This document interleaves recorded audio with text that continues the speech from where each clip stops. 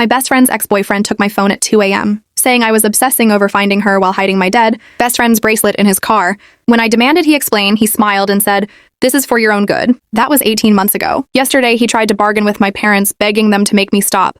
My best friend is the reason why I believe that soulmates don't always have to be romantic. The first time we met at summer camp, we made each other friendship bracelets that we swore to never take off. So 5 years later, when search and rescue found her bracelet tangled by the lake, I knew my other half was gone. It didn't matter how many times I heard the words, "It's not your fault." I felt like an unaliver single day. Matthew started showing up 2 weeks after the memorial service. He dated Sophia sophomore year for like 3 months. Ancient history, but suddenly he was at my door with a Starbucks coffee, oat milk latte, 2 pumps of vanilla, exactly how I liked it. "Thought you could use this?" He said. I wanted to tell him to F off, but Mom practically pulled him inside. Dad kept patting his shoulder and saying how mature he was for checking on me when he was grieving too. They were drowning in their own fear about losing me to depression. And here was Matthew throwing them a lifeline. 2 weeks later, he had his own key. My parents were obsessed with him bringing dinner and making sure I actually ate. "Such a good boy," Mom kept saying. Going through the same loss, but still taking care of our girl. I was too dead inside to care that he'd basically moved in. I spent every night texting Sophia's number about stupid stuff, even though she'd never answer. Sometimes I'd hear Matthew downstairs making my parents laugh, and I'd literally want to scream. Because how could anyone laugh when Sophia was gone? School became Matthew's domain. He drove me there every morning and rearranged his whole schedule to match mine. When I kept Sophia's side of our locker decorated with photos from the swim team and homecoming, he sat me down in the hallway. "This isn't healthy," he said while taking down her pictures. "She wouldn't want you torturing yourself." The worst part was how he'd sigh whenever I cried. "You're disrespecting her memory by wallowing." So I learned to cry in the shower. I wore her hoodie under my jacket and listened to our shared playlist with earbuds he didn't know about. Everything shifted the week before my 18th birthday. Mom mentioned my grandmother's trust fund over dinner and how it would help with college. I barely heard her, but I saw Matthew's eyes light up before he caught himself. That's when I started noticing things. How he'd ask subtle questions about the amount. How he'd talk about our future like it was already decided. When I told him I wanted to use the money to hire professional investigators to look for Sophia, his whole face changed. "That money is for my future, ours. It's for our future," he said slowly. "College together, an apartment. Sophia is gone, and wasting your inheritance won't bring her back." He was already walking away thinking that I would give in. But he was wrong, because dead or alive, Sophia was my person. Well, less than 24 hours after our conversation ended, he told my parents I was having delusions. He called our whole friend group saying I was spiraling. They staged an intervention with a therapist who specialized in complicated grief. Even Sophia's parents showed up to tell me I needed to let their daughter rest in peace. I tried to access my trust early anyway, but Matthew had already convinced my parents to require their signature until I was mentally stable. When I screamed that he never really loved Sophia, he smacked his steering wheel so hard it cracked. 2 nights later, he took my freaking phone, said I was using it to obsess over finding her. I waited until everyone was asleep and snuck out to his car to get it back. And that's when my hand hit something familiar. I recognized it instantly. It was Sophia's friendship bracelet. The one with pink, purple, and blue. The one she wore on her ankle. The one that was supposedly never found. My head was spinning because this meant that the bracelet by the lake had been planted. My body was moving faster than my mind could process anything. And next thing I knew, I was running barefoot through the neighborhood at 2 a.m. Her mom found me collapsed on their porch, holding the bracelet and screaming that Matthew unalived her. I kept saying he planted evidence, but I was crying too hard to make sense. Matthew showed up with my parents and 2 police officers. He played the concerned boyfriend perfectly, telling them I'd been getting worse all week. I looked like the crazy, depressed girlfriend. As he guided me toward the police car for psychiatric evaluation, Sophia's 12-year-old brother Connor ran outside. While Matthew was distracted talking to the officers, Connor shoved something in my pocket. Sophia said, "If anything happened, give this to you," he whispered. "Not him, only you." It was a flash drive, small, black, with a piece of tape that had backup written in Sophia's handwriting. The police car smelled like stale coffee and disinfectant. Matthew sat in the front passenger seat, occasionally glancing back at me through the metal grate, while talking to the officers about my deteriorating mental state. I kept my hand pressed against my pocket, feeling the outline of the flash drive through the fabric. The psychiatric facility looked like a converted office building. Fluorescent lights buzzed overhead as they led me through the intake process. Matthew stayed close, his hand on my elbow, playing the concerned boyfriend for the staff. During the evaluation, he told the intake nurse about my delusions and obsessive behavior. I watched him pull out his phone while the nurse asked me questions about Sewer's Lytle ideation. He typed quickly, thinking I was too focused on answering to notice, but I saw the message preview. She has it. They assigned me to a room with pale yellow walls and a narrow bed. The nurse explained the visiting hours and daily schedule while Matthew nodded along, asking questions about my treatment plan. When she left to get my medication, he leaned close. "This is for your own good," he whispered. "Once you're better, we can move forward with our plans." The first night was the longest. I lay awake clutching the flash drive, which I'd managed to hide inside my pillowcase during the room search. Every time a staff member walked past my door, I tensed up, expecting them to somehow know what I was hiding. Morning brought group therapy and supervised breakfast. During the introductions, I noticed a girl about my age watching me intently. She had swimmer's shoulders and chlorine-damaged hair. When the session ended, she caught up to me in the hallway. "You're Sophia's friend," she said quietly, glancing around to make sure no staff were nearby. I knew her from swim team. We competed against each other junior year. My throat tightened. I nodded. "I never believed she drowned," she whispered. "Sophia was the strongest swimmer I knew. Be careful who you trust here." Some of the staff report everything back to visitors. Visiting hours came too soon. Matthew arrived with my parents, carrying flowers and wearing his best concerned expression. We sat in the common area under staff supervision. He spoke loudly about wanting me to get better, about how much he cared about our future together. But when the nurse turned to answer another patient's question, he slipped a piece of paper across the table. I unfolded it carefully. "Give me the drive or this gets worse." My hand started shaking. The nurse noticed immediately. "I think she needs some space," the nurse said, standing up. Visits can be overwhelming in the early stages of treatment. Matthew's jaw clenched, but he maintained his act. Of course, whatever's best for her recovery. After he left, I remembered something Connor had said months ago during one of our family dinners. He'd been talking about a school project, and Sophia had helped him with the computer part. She showed me how to back things up to the cloud, he'd said, in case my laptop crashed. Computer privilege time was limited to 30 minutes daily, supervised by staff. I sat at one of the ancient desktops, pretending to write in the online journal they encouraged us to keep. My fingers trembled as I navigated to a cloud storage site. I tried different password combinations, thinking of inside jokes and shared memories. Then I remembered the fort we'd built in her backyard the summer after 6th grade. We named it Fort Ethereal because we thought it sounded magical. The password worked. The account opened to dozens of folders, all dated within the last year. My heart pounded as I clicked on one labeled insurance. Inside were videos, photos, and documents. I glanced at the staff member supervising the computer room. She was helping another patient with their journal. I clicked on a video file, keeping the volume muted. Sophia's face filled the screen. She was sitting in her bedroom, wearing the ankle bracelet. The timestamp showed 3 weeks before the camping trip. During my next phone privilege, I noticed a missed call notification from Connor's mom. My hands shook as I dialed their number. "Hello." Connor's mom sounded tired. "It's me," I said quietly, aware of the staff member standing nearby. "Oh, honey, how are you?" Matthew was just here. He was asking Connor about some drive. He seemed really upset. "What's going on?" My mind raced. I had to protect Connor and the flash drive. "Can I talk to Connor?" There was shuffling. Then Connor's voice came through. "Hey, listen carefully," I said, keeping my voice casual for the staff member's benefit. "If Matthew comes back, tell him you don't know what he's talking about. Tell him the drive is hidden at school in my locker. Can you do that?" "Yeah," Connor said. "I can do that." The next few days blurred together. Medication rounds, group therapy, individual sessions, with a psychiatrist who kept asking about my fixation on Sophia's death. I played along, saying what they wanted to hear, counting down to my next computer privilege. When it finally came, I plugged in the flash drive while pretending to type in my journal. The staff member was across the room helping someone print out a letter. I opened the first file. A video labeled important. Sophia appeared on screen again. This time she looked scared. I could see her bedroom window behind her, dark outside. She was whispering. "I found out what Matthew's planning," she said, glancing toward her door. "He found out about her trust fund. He's been researching it for weeks. I have screenshots of his searches, copies of documents he thought he deleted. He doesn't know I know his laptop password." I quickly closed the video as the staff member started walking back toward me. My roommate, a woman in her 30s who'd barely spoken since I arrived, was watching me. When the staff member passed, she slid a piece of paper across the space between our computer stations. "Delete the history. They check everything." I nodded and quickly cleared the browser history before my time was up.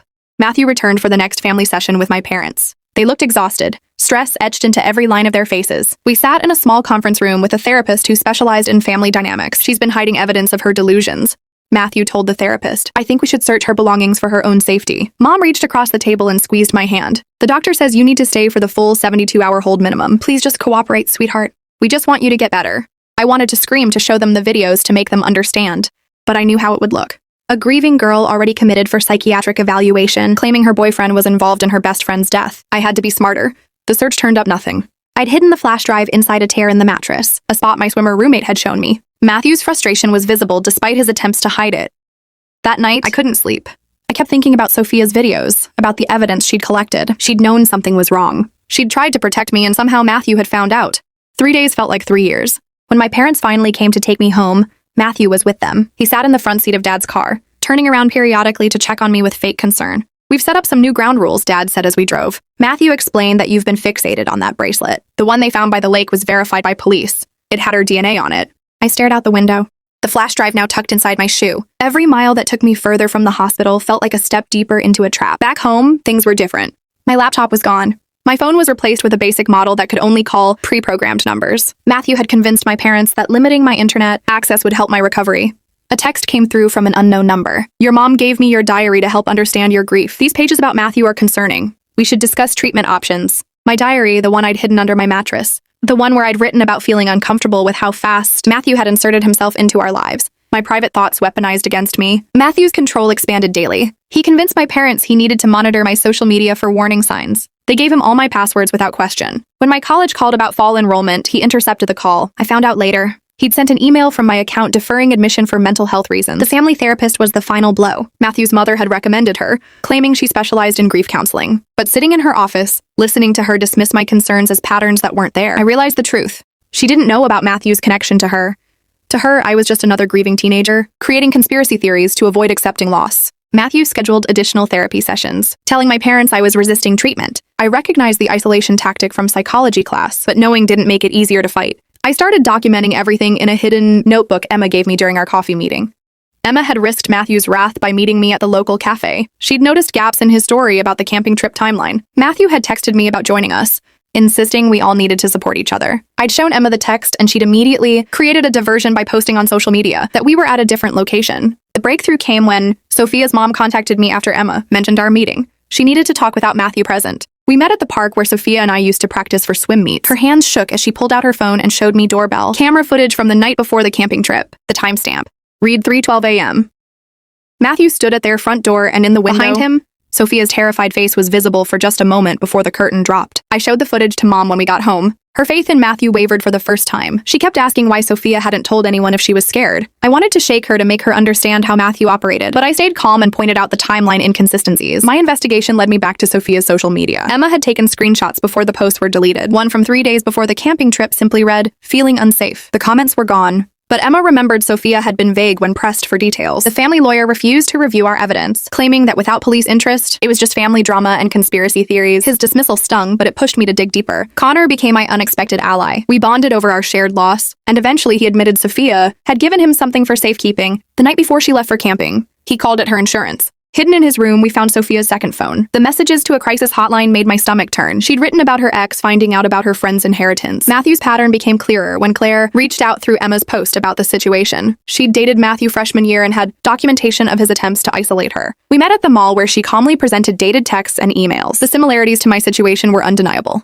With my 18th birthday approaching in 1 week, Matthew increased the pressure. He told my parents I needed inpatient treatment, painting my evidence gathering as dangerous obsession. The race against time for my trust fund access had begun. Sophia's mom made another discovery that changed everything. On an old iPad, she found a voice memo from her daughter. Sophia's shaking voice filled the room as she said that if something happened to her, Matthew had threatened her that night he knew about the trust fund. At our next family dinner, Connor mentioned Sophia's insurance while Matthew was serving dessert. His composure cracked for just a moment, his hand freezing mid-reach. My parents noticed the mask was slipping. Matthew tried a new approach through Mom. He offered a deal. I could have my trust fund if I stopped spreading lies about Sophia. Dad overheard the conversation from the hallway. For the first time, he questioned Matthew's motives, asking why he was negotiating about my inheritance when he was supposed to be helping. I spent hours analyzing the timeline of Sophia's research. She discovered Matthew looking up trust fund laws weeks before her death. The premeditation evidence was mounting. I realized Matthew only controlled my parents and the therapist. Sophia's family and our friends increasingly believed the evidence. The bank security footage was the smoking firearm. It showed Matthew attempting to social engineer information about my trust fund before Sophia died.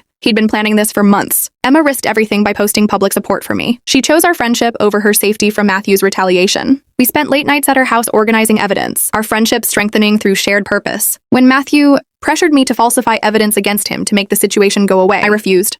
The truth was enough. His desperation was showing. During a therapy session, the therapist asked Matthew to clarify his camping trip timeline. He contradicted his earlier story, and even the therapist noticed. The professional doubt in her eyes gave me hope. Sophia's mom accessed her daughter's backup email and found drafts describing Matthew's escalating behavior. He'd become obsessed with my money, and Sophia had been documenting everything. The evidence painted a picture of a predator who'd underestimated his victim's intelligence. Matthew's parents called mine after Claire contacted them about their son's behavior patterns. Their concern added weight to our claims. The community started comparing notes in a group chat Emma created. Matthew's inconsistencies multiplied as people shared their interactions with him. Sophia's family hired a private investigator while my friends started crowdfunding for legal consultation. The support network was growing stronger than Matthew's web of control. The confrontation came when Matthew cornered me at home. His mask fully dropped as he said I had no idea what he was capable of. He didn't realize Dad was recording from the doorway. The threat was captured. Undeniable. That night, my parents apologized privately. They'd been so terrified of losing me, too, that they couldn't see what was happening. The family healing could finally begin. Matthew's options shrank as his workplace received concerned calls about his behavior from multiple sources. His professional reputation crumbled alongside his personal control. Claire revealed the full pattern during a support group meeting. Matthew had been stalking trust fund recipients, threatening them into submission. But Sophia was the first who wouldn't back down. She died protecting me. I made sure Connor stayed with relatives while the investigation intensified. Protecting the vulnerable became my priority. Sophia's extended family, school friends, and swim team formed a protective network around me. Matthew's attempts to recruit new allies failed as his reputation spread through community whisper networks. Dad witnessed Matthew's violence, barely contained.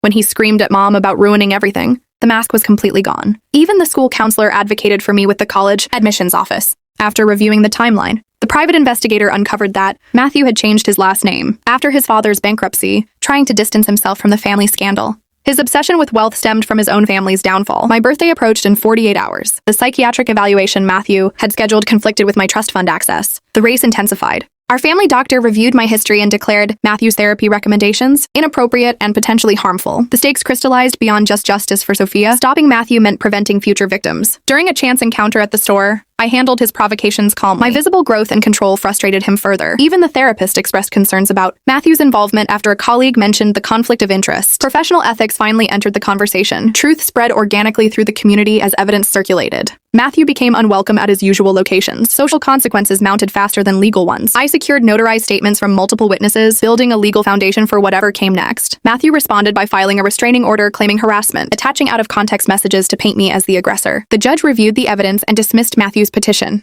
Her words rang through the courtroom as she stated, "These appeared to be reasonable responses to concerning behavior." The legal system finally saw through his manipulation. Matthew lost his job after HR investigated multiple complaints about aggressive behavior. The consequences were mounting faster now. My family began therapy with a new counselor specializing in trauma and manipulation. Real healing could begin. Sophia's college friend arrived with crucial information. She'd received a call the night before the camping trip. Sophia had been recording everything on her phone. The friend had kept the voicemails, afraid to come forward until now. The pattern emerged clearly. Matthew had studied trust fund law, identified vulnerable targets, but underestimated Sophia's support system. His predatory behavior had finally met its match. Matthew's mother provided the final piece. She admitted he'd been obsessed with wealth since his father's bankruptcy. Her regret was palpable as she shared how she should have seen the warning signs. A community gathering at Sophia's family home allowed witnesses to share their experiences. The truth became undeniable as person after person spoke up. The documentation packet, compiled through group effort, created a comprehensive timeline of Matthew's deception. Connor revealed that Sophia's phone had been recording in her pocket during her final argument with Matthew. The audio captured threats, but no video. Still, his voice was clear, his intentions undeniable. Both families and community leaders united in supporting me. Matthew's isolation was complete. His desperate accusation that I had pushed Sophia and he'd been protecting everyone fell apart immediately. Security footage showed me passed out in my tent during the time of Sophia's death. Some community members briefly questioned if there was more to the story. I had to defend myself without my parents' immediate support as they processed Matthew's wild accusation. Standing alone, I decided to present all evidence at a community meeting rather than hiding behind lawyers or parents. The truth cascade began as Matthew's other targets felt safe to share their experiences. Each story added weight to the pattern of predation. The emergency meeting at the high school auditorium brought everyone together. Matthew arrived with his parents, cornered with nowhere left to hide. The auditorium filled quickly with concerned community members. I stood at the front with Emma beside me, organizing the evidence packets we'd prepared. Matthew entered with his parents, his usual confidence replaced by something darker. His mother wouldn't meet anyone's eyes. I began presenting the timeline methodically. The doorbell footage played on the projection screen. Sophia's terrified face in the window caused gasps throughout the room. Matthew jumped up, knocking over his chair. He rushed toward the laptop, controlling the presentation, but several fathers from the swim team blocked his path. His interruptions grew more frantic as I continued.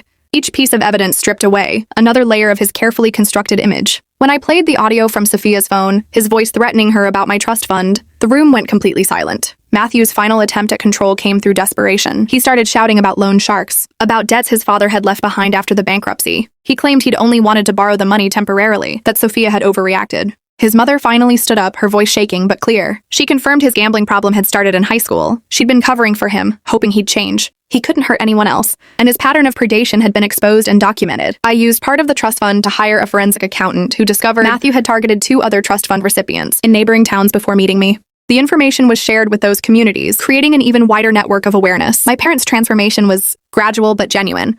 They attended every therapy session, read books about manipulation tactics, and slowly rebuilt trust. Dad installed new locks and security cameras.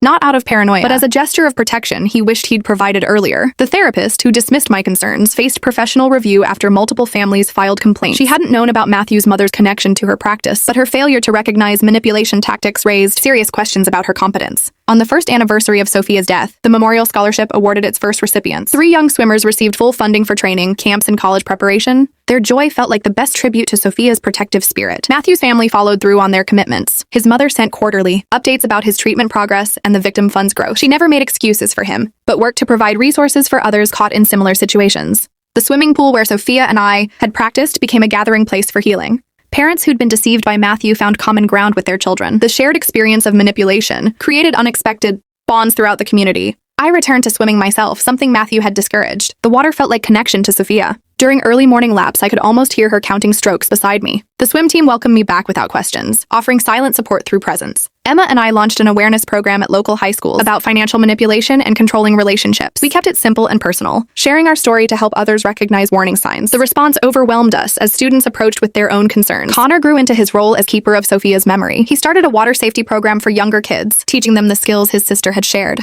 His strength through grief inspired everyone who watched him transform pain into purpose. The trust fund, once a source of targeting, became a tool for protection. Beyond the scholarship, I funded legal consultations for manipulation victims and supported the development of educational resources. The money Matthew had obsessed over now worked against everything he represented. My return to normally was measured in small victories, sleeping through the night, laughing without guilt, trusting new people while maintaining healthy boundaries. Each milestone marked distance from Matthew's influence and closer alignment with who Sophia knew I could be. The community's vigilance never wavered. When a new family moved into Matthew's old house, neighbors shared the story as a cautionary tale. The network we'd built to expose him evolved into a support system that protected vulnerable members. I kept Sophia's friendship bracelet in a special box beside my bed. Sometimes I wore it on difficult days, feeling her strength through the faded threads. Connor had been right to give it to me when justice was done. Not legal justice, but the kind Sophia would have appreciated. The final documentation of Matthew's pattern revealed he'd researched over a dozen potential targets before focusing on me. The meticulous planning showed true predatory behavior. This evidence was shared with law enforcement in multiple jurisdictions, creating a paper trail that would follow him wherever he went. 1 year later, I stood at the podium during Sophia's memorial scholarship ceremony. The auditorium was packed with families who'd learned to see truth, friends who'd never stopped believing, and Sophia's loved ones who'd found justice through community courage. Matthew remained exiled, monitored by the network of his victims. The trust fund he'd coveted now prevented predators from targeting grieving teens. Through fire, I'd gained wisdom. Through testing, bonds had proven true. Finally free to grieve properly,